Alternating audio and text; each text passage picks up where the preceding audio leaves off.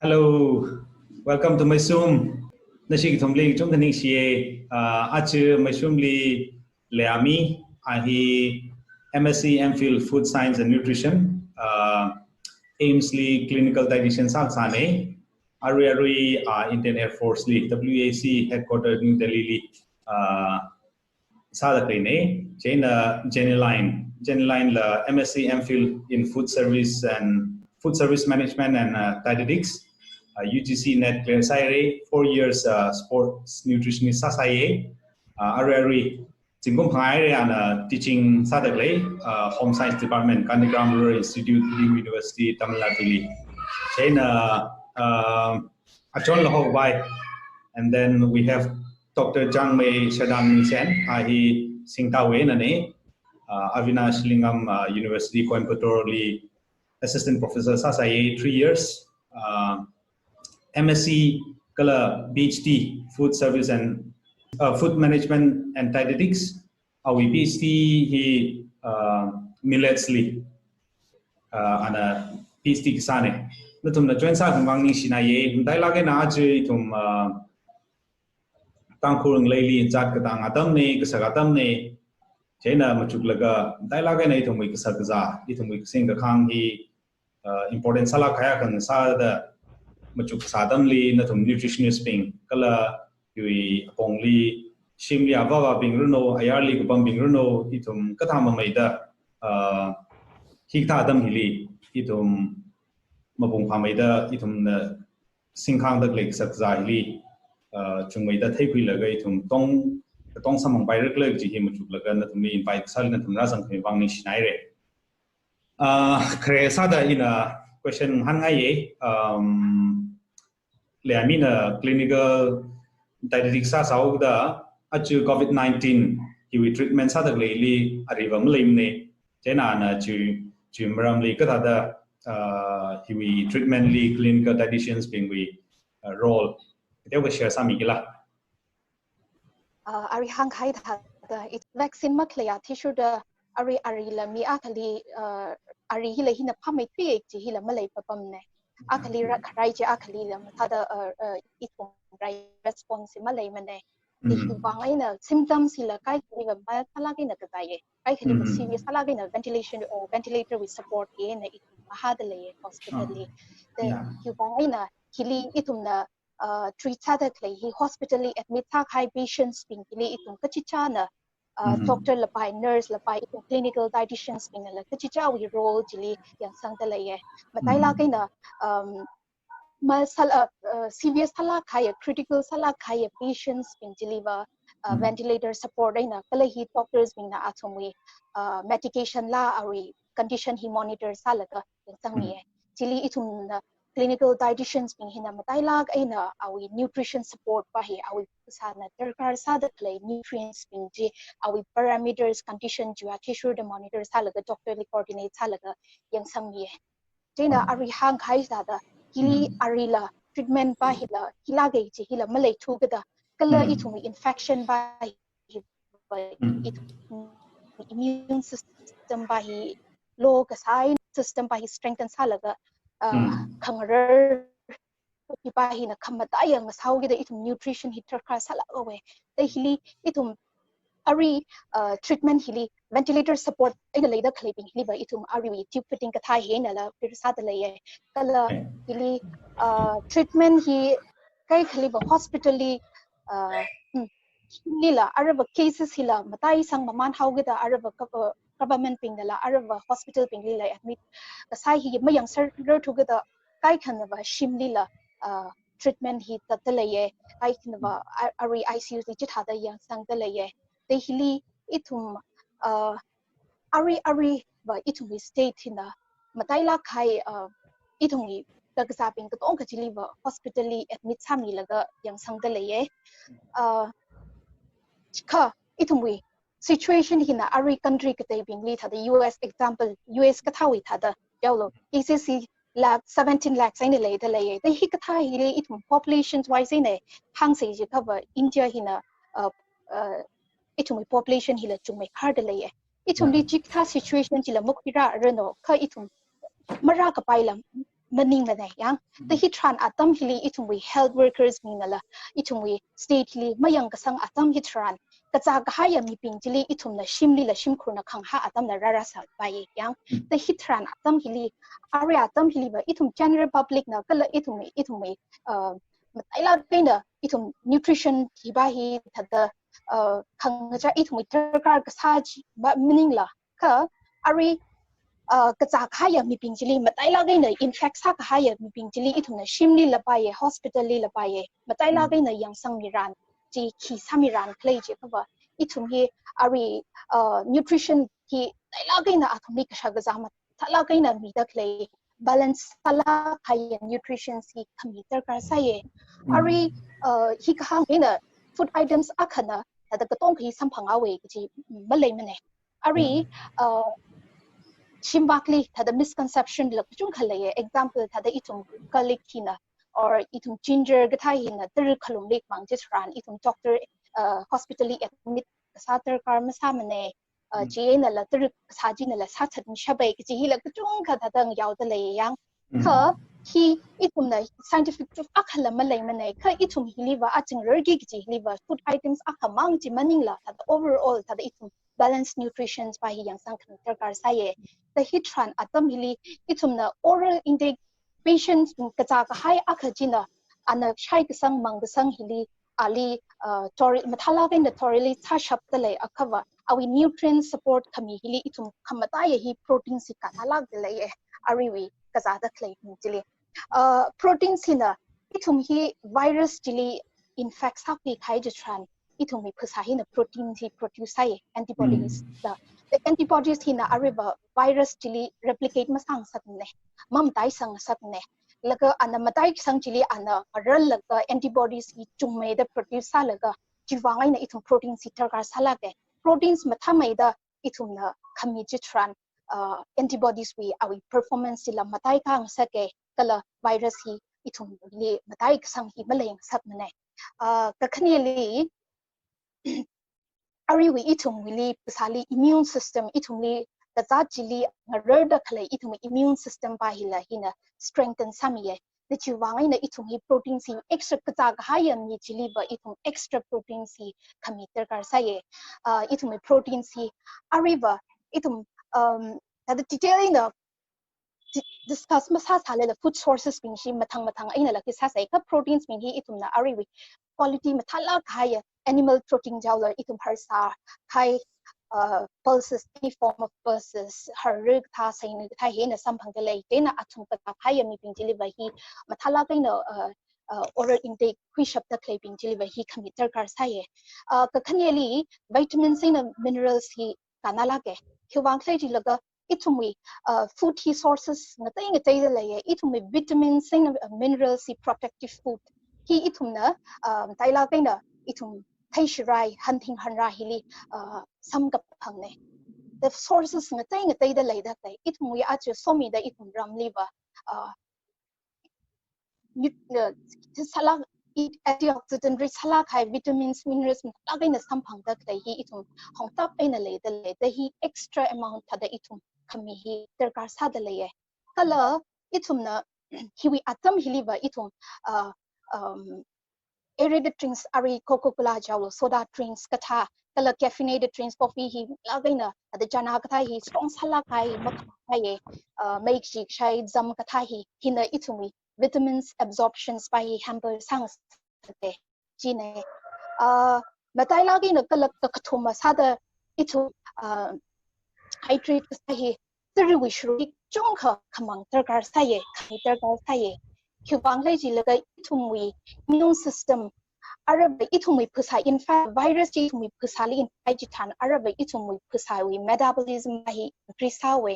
ithumwui phasaba na aklik khangarjina ithumwui phasali tiru shrupi chungkho chiman sakawe teli ithumna hiwi bang aina dehydrate sakai chungkhalaye dehydrate sakai ariwi shin kai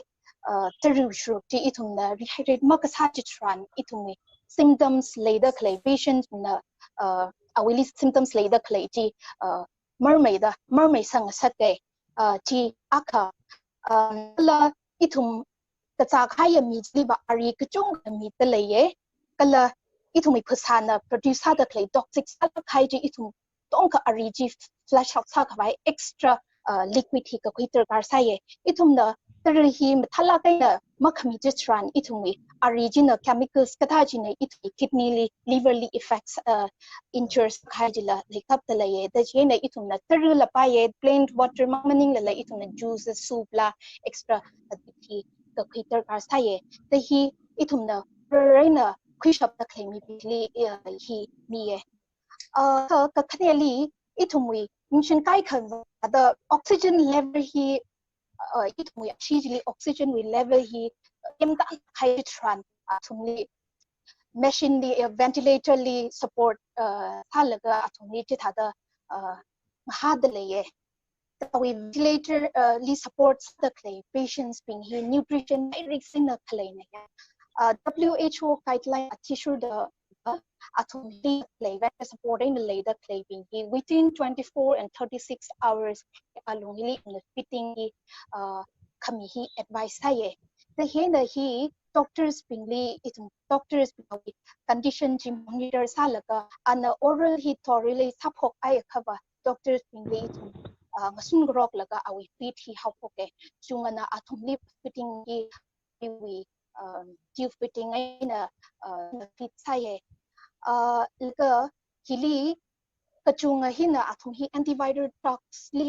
layout kachunga hi abdominal distension au khangre ta hi kaman sala ge chitran ithumna fi ki jada makhmi chitran kan environment kala atna mi clay fi tolerate masadalei to ava itum are routine really parent nutrition sila baye ka hipa hiwa awi entry pa hina tolerate sadalei akava hipa hi such as sanam ne kyawang physical action rispa hi hipa hina chungmei dalei the chuwang ina yang laka ari supplements itumna mida clay atun ran ari hospital gently prepare salaga sainila baye or protein supplement at salaga kitchen sahila entry fi miye ka ICU how ka bailagay na ICU li high the siliba kitchen feed pa hila advice masanam na kyawang critical infection risk pa hila contamination pa hila risk hi hakna awe in a commercial form lahi ye the form hi kami hili itum ari patient tissue the mi ari kai khali awi renal parameters hi mathala kai na check saye kidney le awi renal parameters hi drain sa da le ka itum supplements khami je na matai meida awi conditions pa ji sang pa ye kala sugar kan supplements hi kutna na sugar chung roke tajli diabetic katha hi diabetic patient katha nga sa ka itum sugar men lam ye laka ariwi kajik tha na hi katha ariwi GI disturbances hi ka diarrhea katha hi le akaba lactose free supplements mi ye the intensive sala kaina athumli care sala ka chitha the feed saye the ari athang in the ideally patients being ari we ICU mangli ventilator support in a later clay jimang maningla patients being ari hospitally or home quarantine sada being hibuli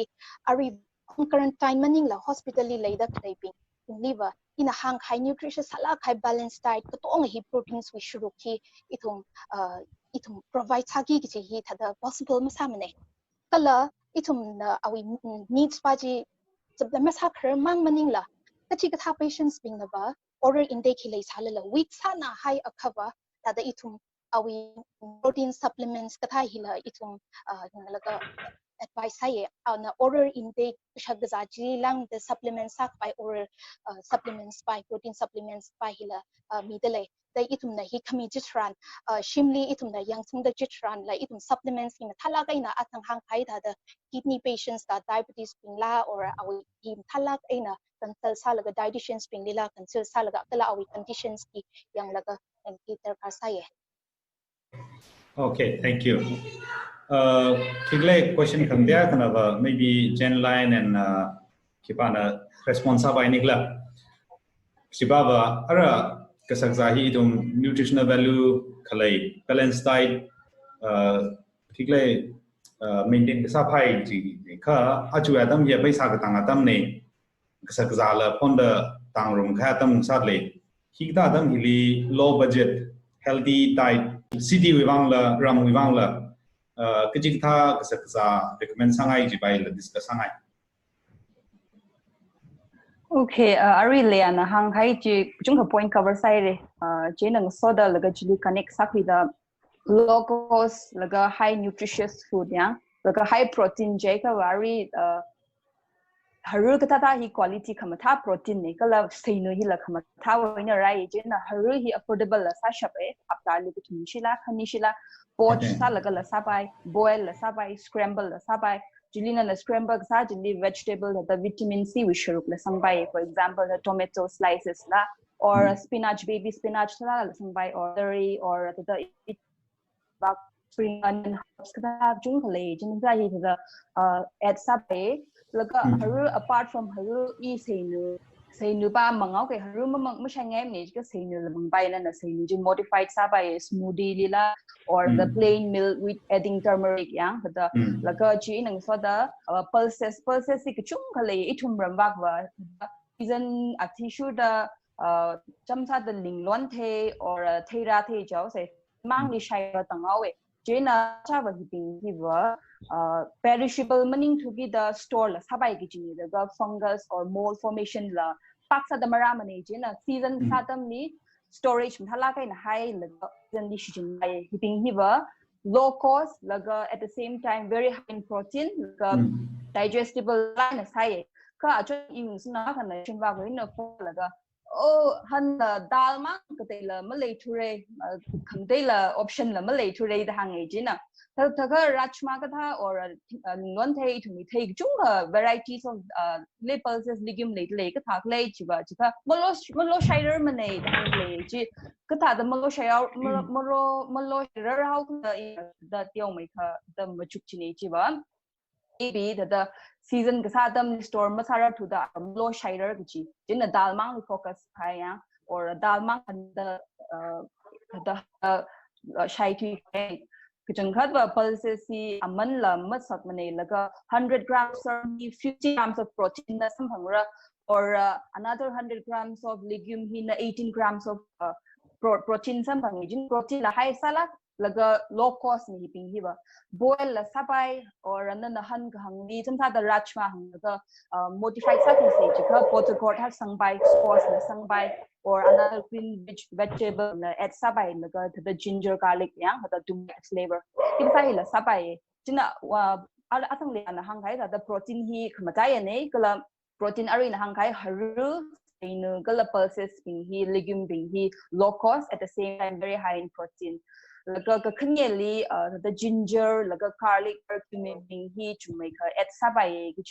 antibacterial kala anti-inflammatory properties kala ariwan atom hi la the shijin pailak jine laga the chamsa the vitamin C which shuruk sangau se jika thorlin na liver detoxified sangai jika lemon water with yang the drops of lemon sanglaga organic honey or ari ginger ha sang la mangbai hitta hile ya jina seasonal vegetable kuchung khale le shimwakli adaha watan kongrihan or ari banana stem sai hila tharlak kichi shakzane laga liverli la mathai pasalang weng slowly la defend or prevent sapai jina instead of eating quarantine centrally phasa shaidale kichi or phasa shaidale the kamil of course itum society le shilak laga welcome la sathelak generous la salak paisa ka la the welcome sa ni la songa ka apart from the athumwui the zangdam le the banana stem water or the welcome salad the tarka sai di in chuke na vegetable hi shimwa ku in the nar chung khale le ji athumji shai pai city wa ku in vegetable beetroot like broccoli like cruciferous vegetable di sang sangai gi cha thum very high iron la folic la potassium la antioxidant la sala ke jin hi add sabai hi aman la masak mane laga healthy la sala ke jina hi protein which carry in hang the egg milk like pulses variety of pulses the khaniali ginger or area curcumin like garlic kita hi sangbai zat sangbai or new form or honey sangbai crush like a ground side like la sangbai vitamin C which hi seasonal food chung khale ari hon chin ba plum shai thokai or myang pai ayang thei le shai ko ka hi et sa pai city life liver fruit hi masak mane da sambang ser da le yang kiwi do no vitamin C rich food sala khai la ka chin langmeida grapes la or goba ka la chung le chin city wa the variety hi sampang me re keeping he at sapai everyone with crisis financial difficulties li na low budget wi an sa ka ri na hang thai ping he at sapai re. Thank you. Adang na teo mention sao la quarantine center jao laga iramba kui da satham khang da hang kami food habits ki mtai la khai a khang sai da pning ai chena iramba kui food habits or ithumna sar samidalei ikita hilila na thumwui shongai na kachi kita ngchen sang hai le sala. In the ahang chen sang au gai Okay. Ari active le yai na ari itau Janeline na lam thlai na chle ani na point chung ga room sam ne re che na quarantine center hili da quarantine center mang ning la athumna train Tangkhul yang Tangkhul li la complain lag chu athum da pantry lam tha da function tha da kashak da lag chung da da tam cha da masang phang kai ka wat da ko khumai na la ungdang lei da lei thumna chung ga paul la sam phang lei jadi the hang lo jika no to be traveling to the illa that port wena either from Chennai or Mumbai or Bangalore Delhi wena la that port atom ni la no to ni ti ong mai ka hangai ye mai lockdown sai da dokan ma musho tha la pai ka ata tha hi ba ata hi ba da ithuna ka phni ba mayang mi kishak ta ni da phni nge ka ata thai la ro sam da ka hai sangai ye ti hangai ye ithuni ni la kibang le jana da traveling that lina na shukharuti naula ki shemtang la ka na hanmang wi sang thala la da pickle naula ki aina da no we journey that li ki la sing that pai da hangai ye da jimling thala la biscuit naw thala tiru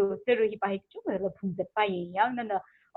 the package drinking water hi ma sam phangdula da phung pi la ka da itumi bottle li chu ma thai la ka la phung that pai apart from that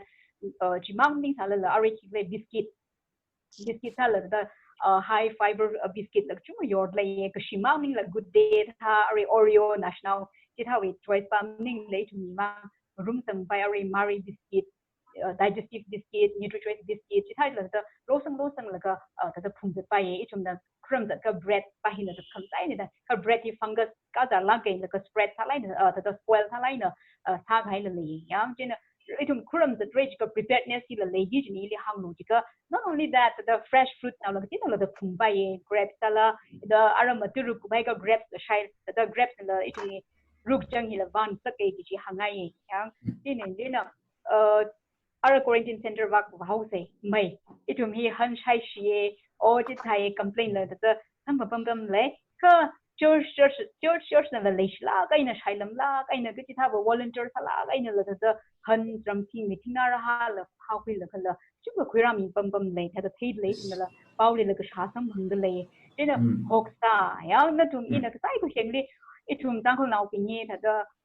ari quarantine center li pam da ki function wedding hali wa tang da le ning ne na tum ji pam da ki hangai ye ina li ba sang di tran tham welcome samire ji hila there's no fast and rule malin ne ji yang ili hang da ina kai ka bang mai da har sa lag chu ma tai thad ni o ji tha da ka Facebook li na image lag chu picture lag chu sam phang ye ashina har hang play church bashna sa tai thad play ka ili hang lo ji ga i wing thona ka wi avana ni shila ga ina na quarantine mention sa lo ke i amin jing ji ba quarantine center akli ana thina ra ha na na phur phasang laga awi kare na phumam ye iji hei laga chung kha ta hongai ye yang awa ji ba ji chung songai ye ini how lo ji ka ungzang thang ji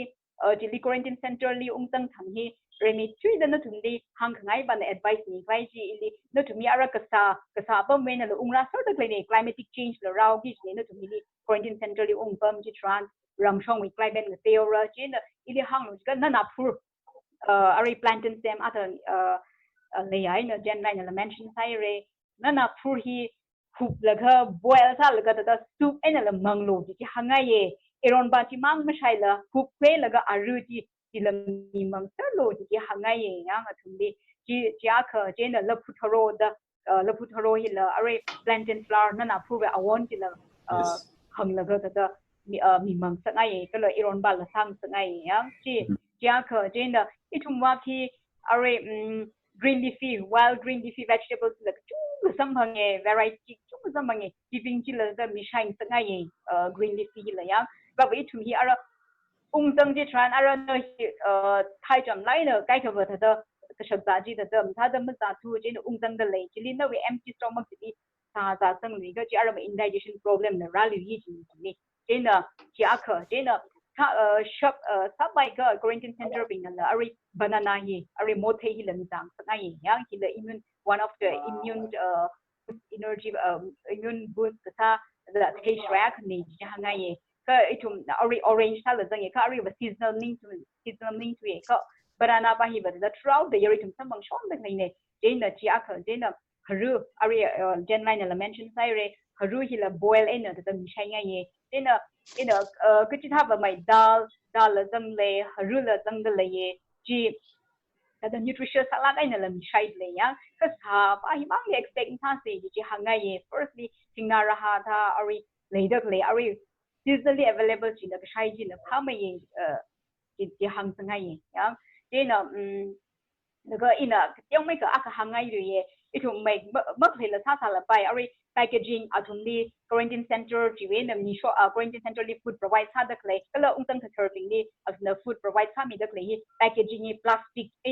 จ้าหินละ plastic ละ packaging ท่าละอะไร red ที่ละGeorge วิยุทธ์เป็นละจุ่มแต่เชฟบ้าท่ามีเลยยังไม่ที่ท่าจีว่าจะ advisable ว่ามันทำเนี่ยอะไรไม่อาจจะไม่ต้องบังคับไปกับตาแต่ก็ถ้าจะละ plastic ก็ทาลี plastic packaging ใช่ละอีทุ่มจีว่าpractice ท่าจีคำท่าว่ามันนิ่งเนี่ยจีฮังไงยังเดี๋ยวถ้าไปก็ตาไทยจะนั่นนะผู้ไรนั่นละไม่จะถ้าก็เราจะอดท่าลีจีบันแบบไปมีละก็ภาษาวังนิ่งก็จีแต่จะจักว่ามันหนักจีประเทศนี้เนี่ยถ้าไปก็นั่นนะผู้รันนะท่านนั้นตัดรมหนาวท่าหันท่าจีนั่นจะรมนี่แต่เราจิมนิ่งสารplastic direct plastic ชิ้นๆไปเลยว่า aluminium foil ว่าจี aluminium วิอะไรpackaging ท่ามีที่ท่าเลยก็ที่ให้นั่นก็ท่าละพาเรดแบบนี้ไงเนี่ยมา quarantine center ฮิลีอะไรAndhra Pradesh ว่าชีวมันท่าไรนะ chief minister นั่นละ menu plan ท่าละก็อาชีนะ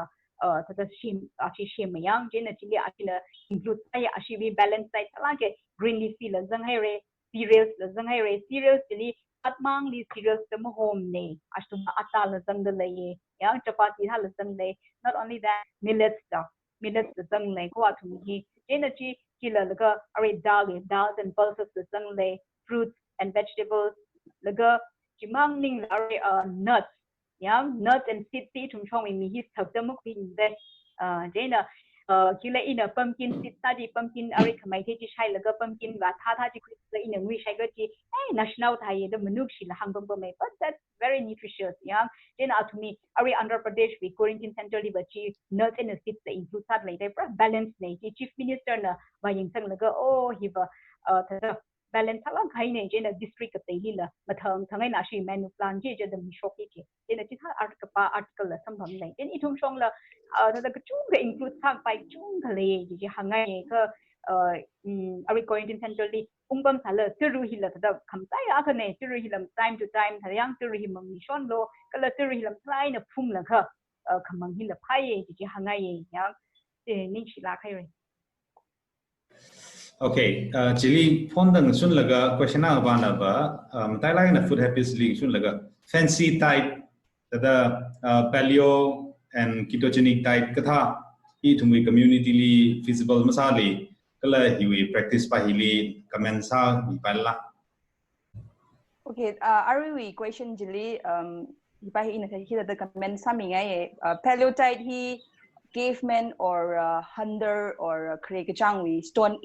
age diet ni hipa hi na ka logical process with shagazaji mak shine kala ava grain ta or processed sakai or dairy food hi mak shine cover ava high in protein chila good quality protein by li focus ai chinang soda atuma fruit and vegetable hi chungka that include sa phai hang Gina simple way explaining paleo diet. Jina ka ba na ketogenic diet yang ka ba hi la ka fancy diet a kana ketogenic diet dar on social media li celebrities thing follow sa da le la o ila sa bai re ki chu ning la the tempting sala ke la ka fancy la sala ko pa me jenang so da hipahi how feasible ithumwui community li che cover iwi opinion li ba feasible masamane gichiba hibahi ari example thamai da hang sei jiba ketogenic diet hiba high quality of fat li focus ai jiba high fat diet ya 80% of fat laga 15% of protein laga dai 5% hi carbohydrate li khani jina ithumwui kashak or ithumwui lifestyle by hiba or ithumwui society li carbohydrate with diet by hi chungmei Jena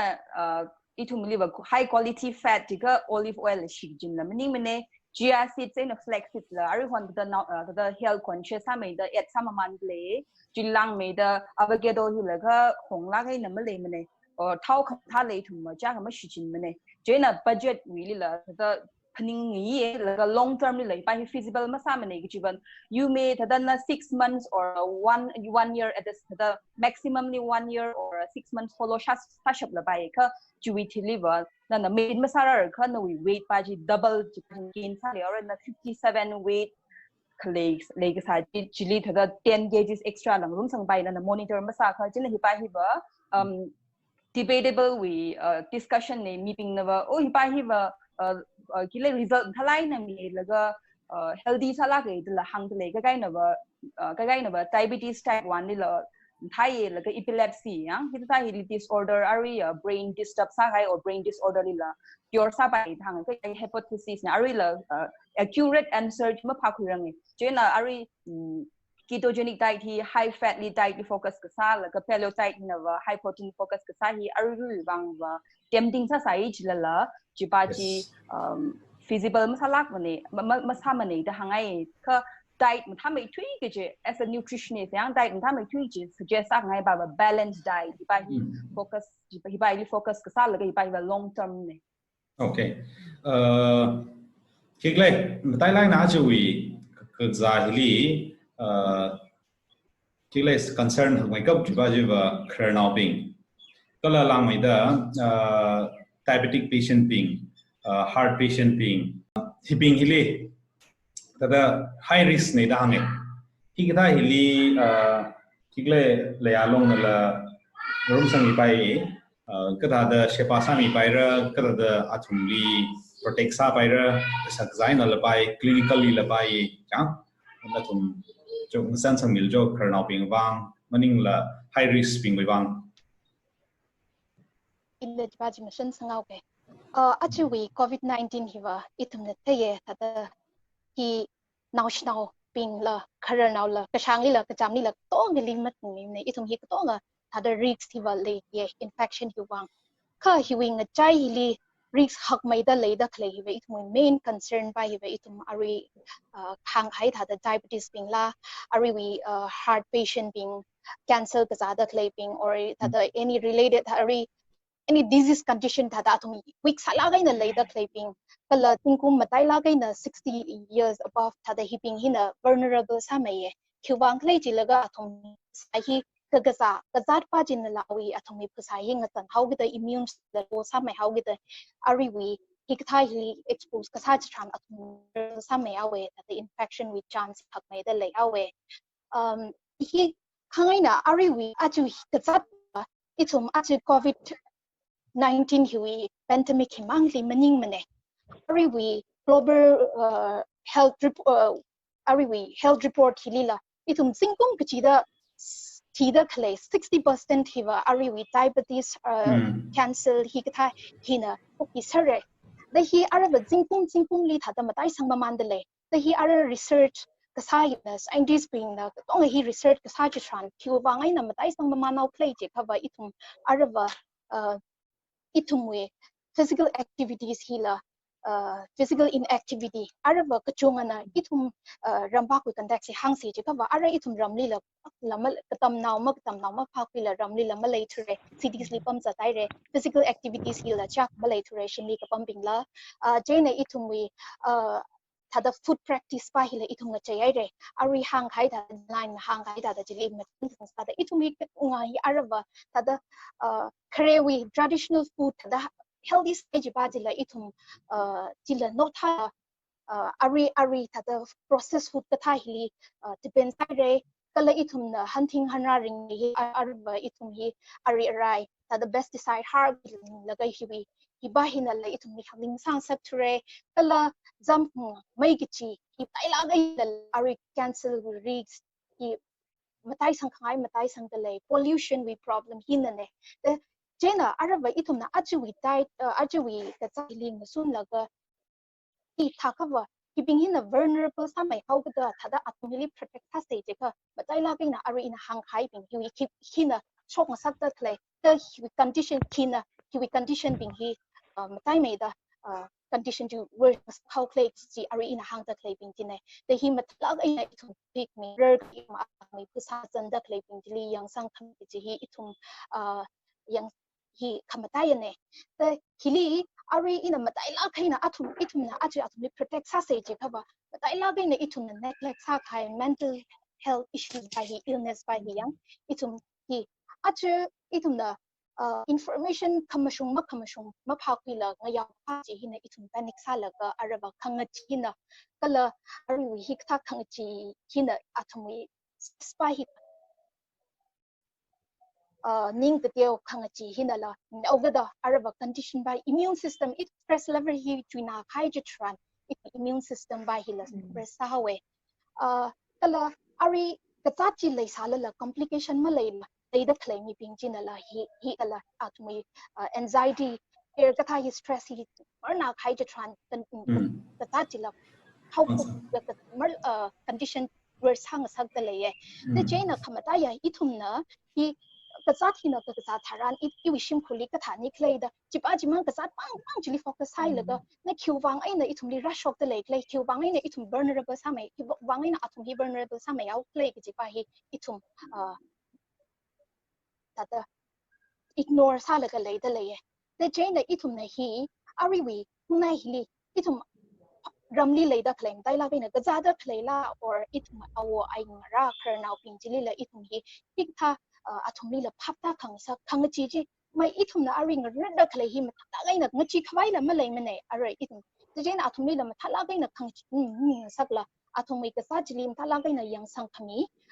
jili athumli phapta khangsa jipa hi khamatai an khongnai bingila ka pai la ka sa da khlei ping jili la kala ariwi kasa khaya mi ping jili la thada araba kasa pa na khangchi je na matai meida thada kada araba ithumwui longli mi kichong kana ot la shman how the ithumwui ariwi source of income la shman how the chikta wi ning the teo yang chung khala lei da lei the jena ari hili ithumna hi akha in yang khang rock thada phapta khang la misinformation pa hinna ithumli thadang thanwi khwai jipa jin sanse ithumli expert ping na hangba thada kachi na ithumli achi da khlei kachi lang ai kharda ithumna handle masa ka thai deal masa ki thai hinala mermaida hiwi kachi nyang sakta lei da khane the jena ithumna ari matai la gaina ithumli hipa hili yang sang khami mental health issue ba hili ithum hi sang se the hi khangai na athang diabetes la mention sai re diabetes being hi ari athumwui condition hi arabo ngachan laga lai how gita ithumli hi kazada khlei ji condition ji mamar sang ka pai diabetes wi shong le hang se ji ka mathala ga na atmi sugar hi monitor sa da khlei hi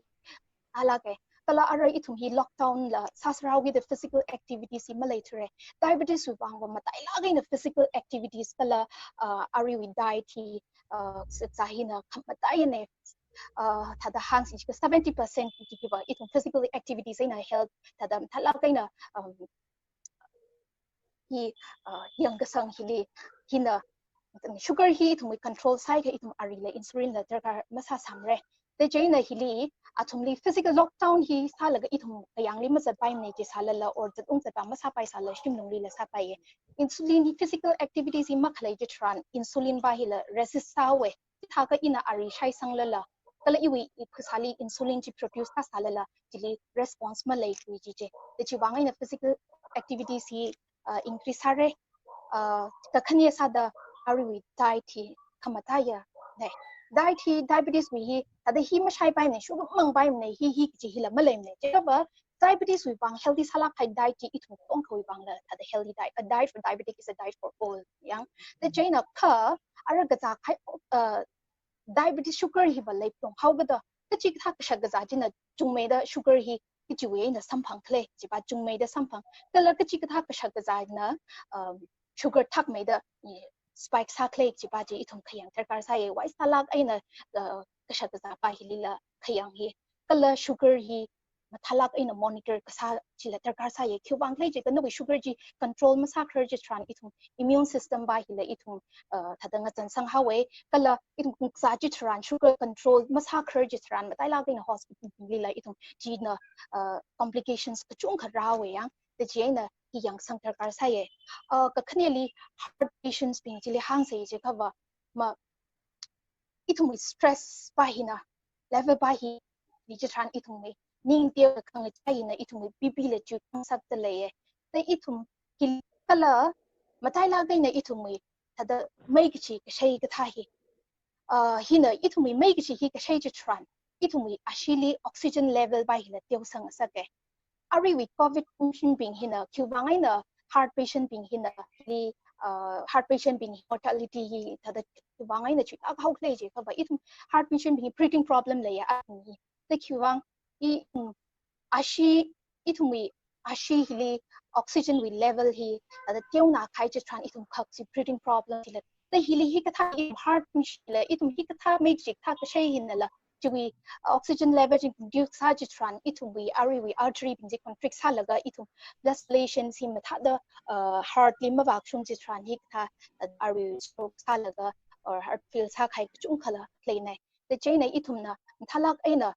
stress pa hila ki ka makning li ni chi pa or stress sa ka khui ba jila maning la thumi ka shak za hili na na ki care sang yi ji ba ji thai la ga khiang ki sarkar sa ye imang maning la ari wi cancer patients itum cancer patient being or ga zar nga dai da le ye athumi immune system ba hi ba athumi treatment ba ji na athumi suppress the immune slow sa la ga ji ne the itum athumi lo sa la ga na khle hili itum virus hili athumi dai me the vulnerable sa we ma khle ji ga athumi ari hi na ga zat cancer mang maning la ga zat ka chung ka hi thada itum immunosuppressant medication ku chung khali le da khle ne da matai lag aina athumi itum chai da khlai mang da khlai ong te hi thada hygienic sala aina yang fresh thada kashak ka sa hi thada asham katha or jik tha ji thada advice sam ne thada hygienic sala aina thada hi practice ka sa hi sadalei ye the hi ari khur now ping lila jipa me itum na thumi needs pa ji thalak aina yang sang khami or it awong apur bang ra khur now ping ji lila itum na pong na sa ung la athum na khanga ji ka tha ji la ku chung ji lila itum na phap tang sak la khanga ji pa ji li rai la athum lila tarkan phap la ta sak kala athumwi tarkar ga sa ji la yang sang khami hi itum khamata ya ne da thong khriye the hi na itum ari wi hang khai je thada athum na vulnerable samaye ka ithum ko to ka hila ara achui liba ithum risk thakla ka ina le khlei nga sa hoga da ara ithum la athang hai ne physical activities sim thala ka ina le se cities li madai la ka ina le da khlei king ithum hi araba the Tangkhul ayar ma shop la room li le da khlei hi the ithum na hili confines up mai ka ve ithum ari ka tat ma khlei hila ka tat ko chung kha ithum la madai la ka ina ithum mi ngla naw la ithum overweight hai ka ba ari ho ba polycystic ovarian tada hi kaman sa nai re hing na ithum fertility la ba hila isa problem ko chung khalai da le da ithum physical activities in thalak ina le se ka za da play ping la mag za ping la ithum hi ramli pam da play ping la cities li pam da play ping la kala ithum food habits ba hi matai la ga ithum tai mai da ithum extra care khui la ga thayang yang ga sang chi ithum tarkar sa ye ai Thank you. Before I come to Dr. Chang Mei, Janeline, Dr. Wang in question I think that may be the last one. kachi mataran ga Janeline are usually in sangai thika de sarla, or any message that you like to give? Leana hang kai jili thalai na cover some area katha by and large yang kernel being here but this but language or kai trandi or organ changes being jamsa da more dry sakme or sakatha jili langmeida athumwui gallbladder liver function hila sluggish samyao jili immunity system la tum hi the low sao psychological we don't la the deal ning deal loneliness style laser kita itu na first ya changes chi phaptan ni se ka khniali nutritional screening hili protein we sharu ki atang hangai da protein hi khamatai ne gi cell na repair la sami reproductive da khmate la chung mi regeneration etc ya jena protein hi khamatai ne jina thumi protein hi matha quality hi khami phaye as per body weight jamsa da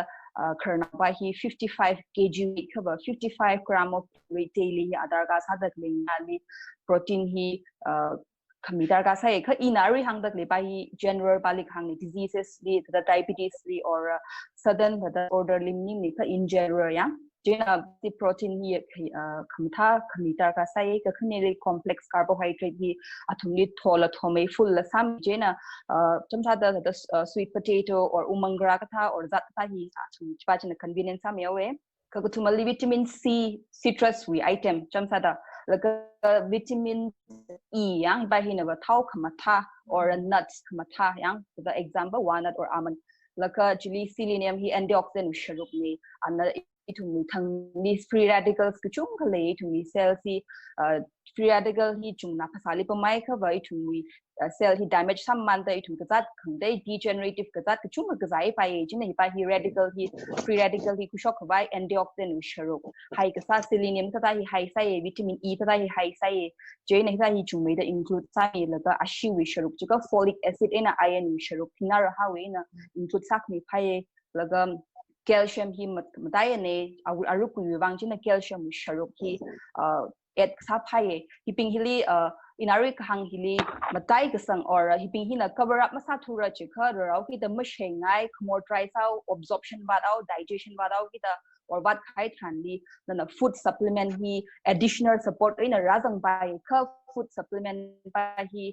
yore the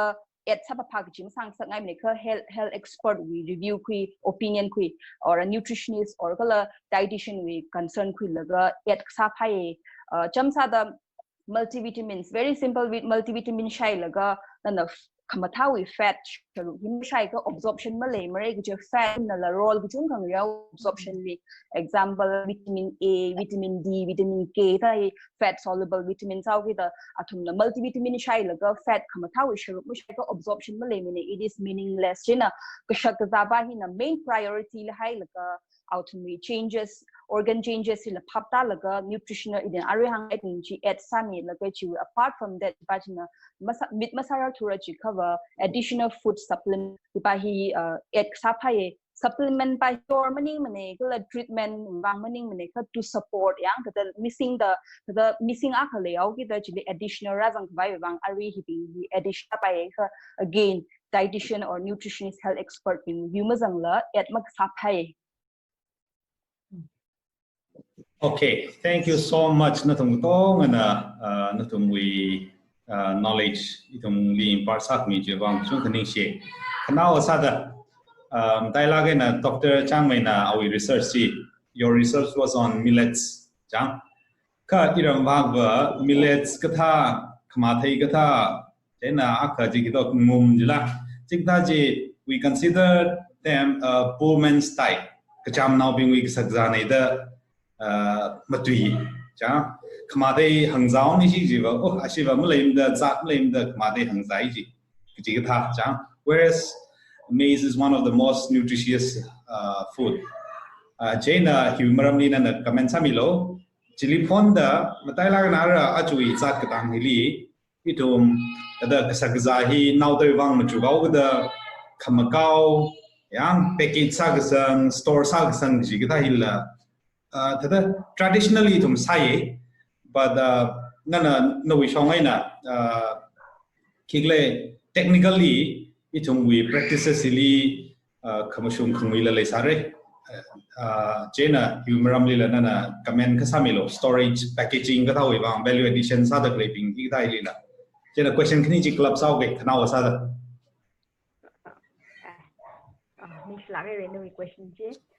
millet sẽ mấy thùng song và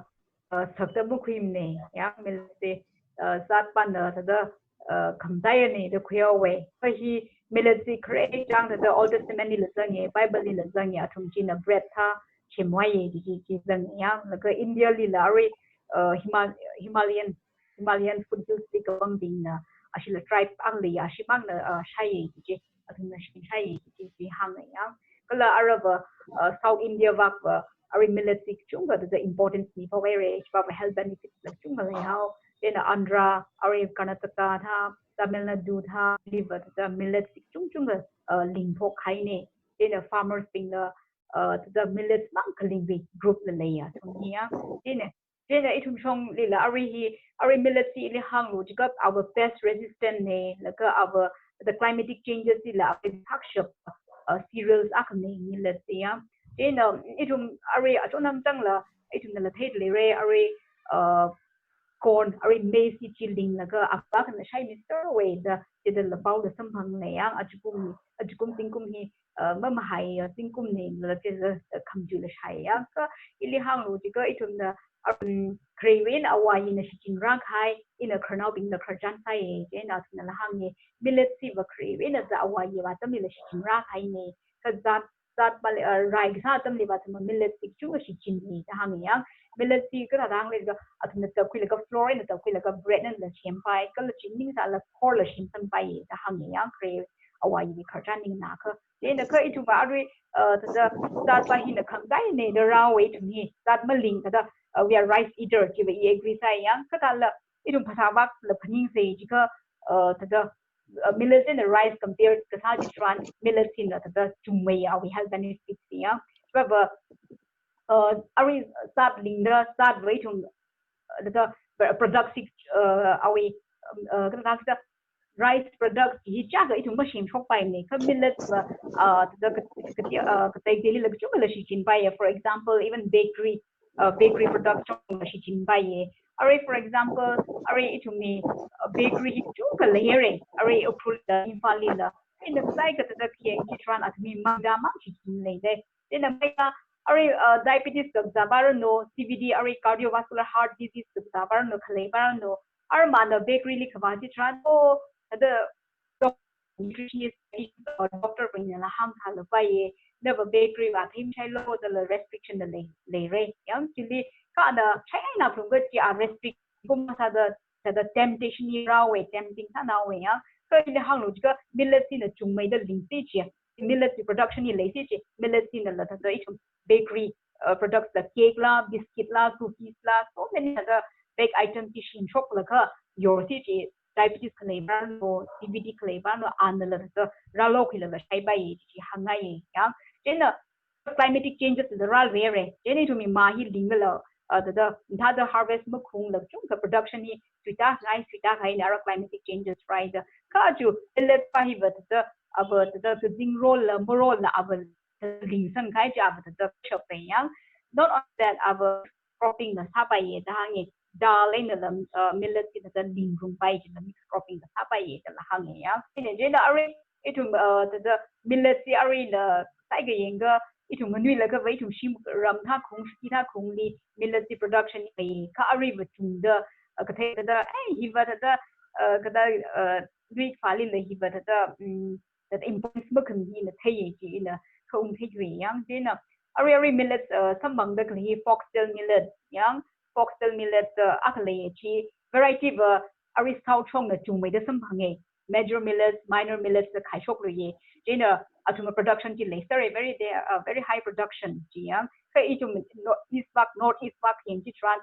Nagaland di apama kale ashiba millet sai lingi da yang ka apam chi particular sai na imo numerous re ka Manipur li compare sa ji tran ishi Manipur li compare sa tran ishi Tangkhulnao pe la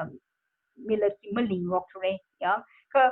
samphang da kale shim kura khni na practice the ling da thumi da chai vai da chai now vai da national being da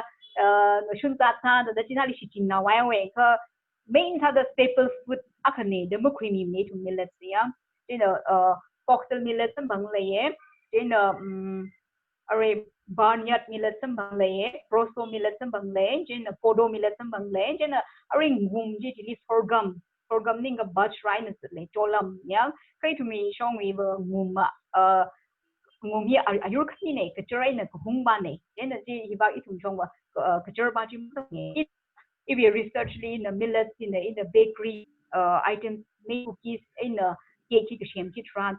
thada shai phalang ge laga chef like la nam thamai thada tangkhani to extra the high up simi short the maximum 5 days high by yang the chimang ning le thum coming to bakery products maida in a shem maida na cake shai ga au musi ga ji complain the khale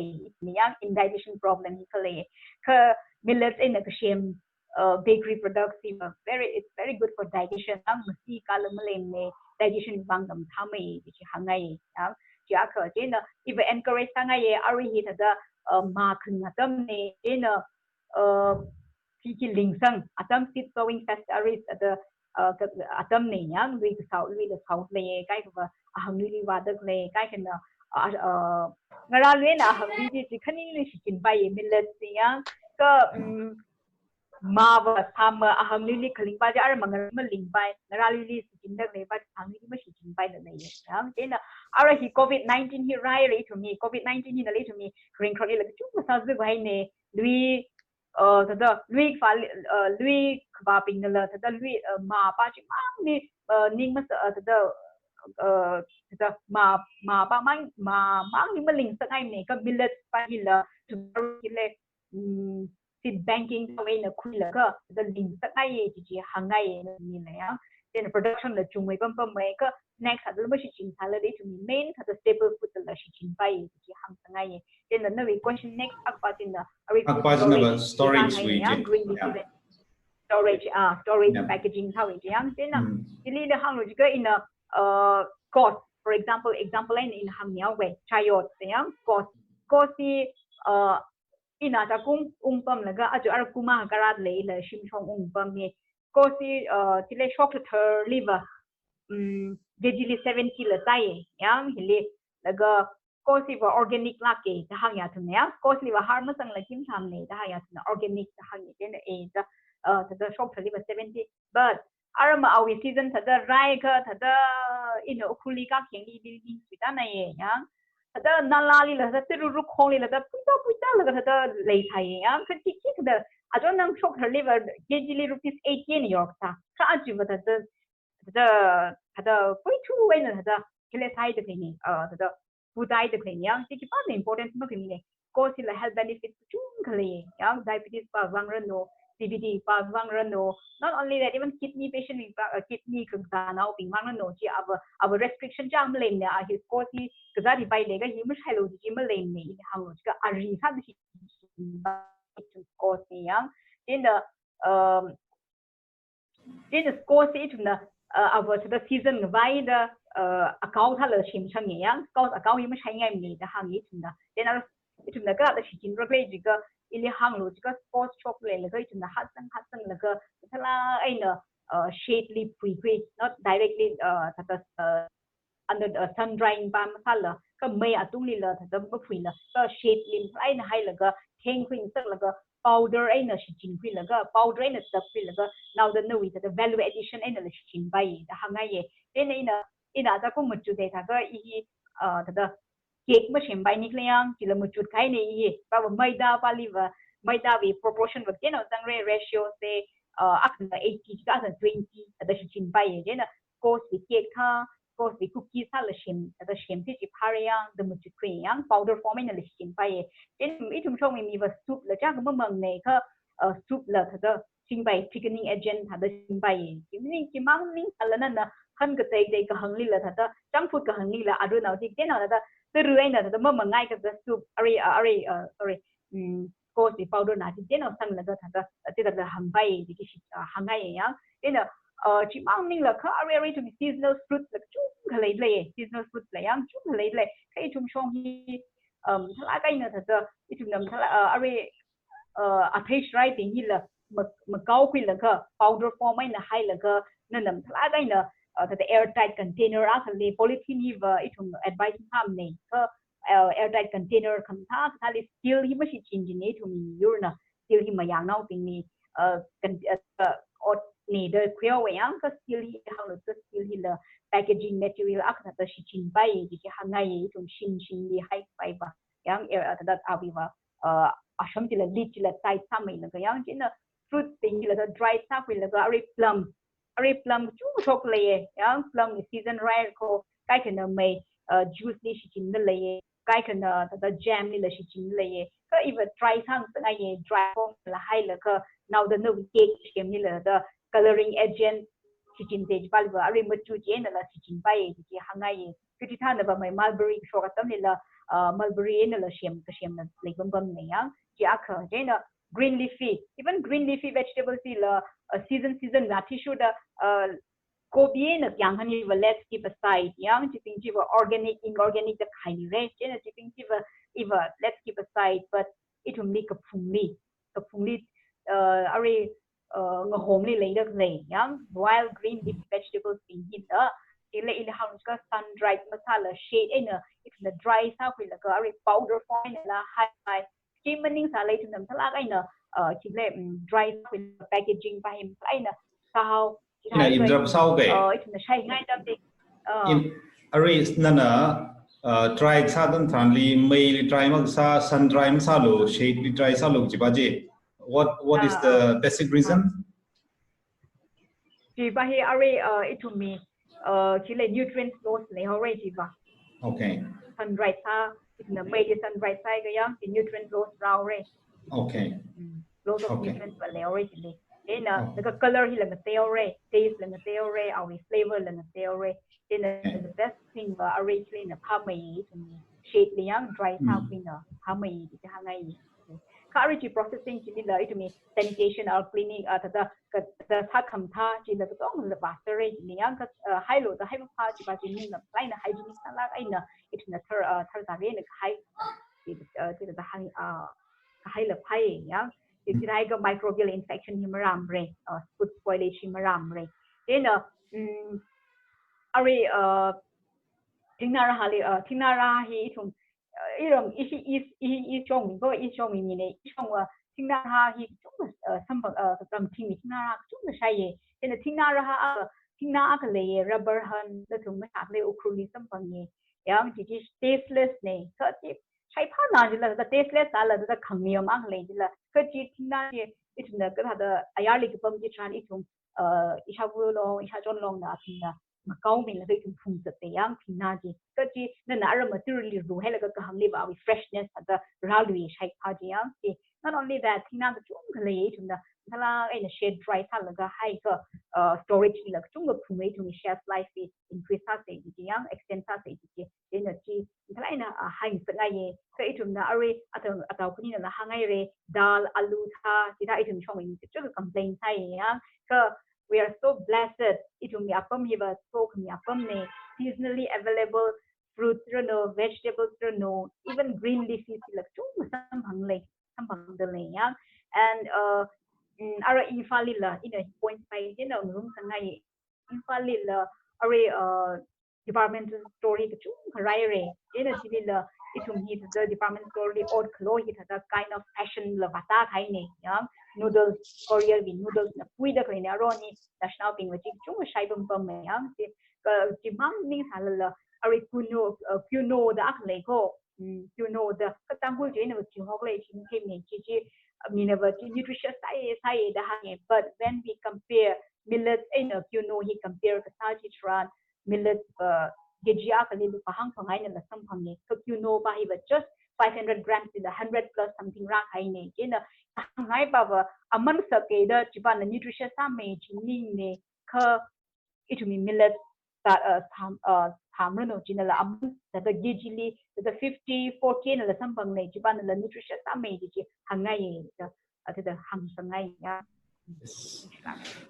Okay, thank you so much, Dr. Chang Mei, Leia, Janeline, Nathumwui Atam, Kushok Laga, Meisum Li. Dailai na concern Leila Gana, Ithum, Ayali Pom Naurno, xem xong bấm nào nó ithumwui kaza ni là kala ithum kaza khang hali hina hamera gji la nan thumwui theikakhui kala thumwui technical expertise the share sa mi wang chan katani si athum to ngali athum na sa da klei or kala athum na sheba sami da klei ji manga khang saruno ni si si ai re na athum na achu join sak mi ba. Thank you so much.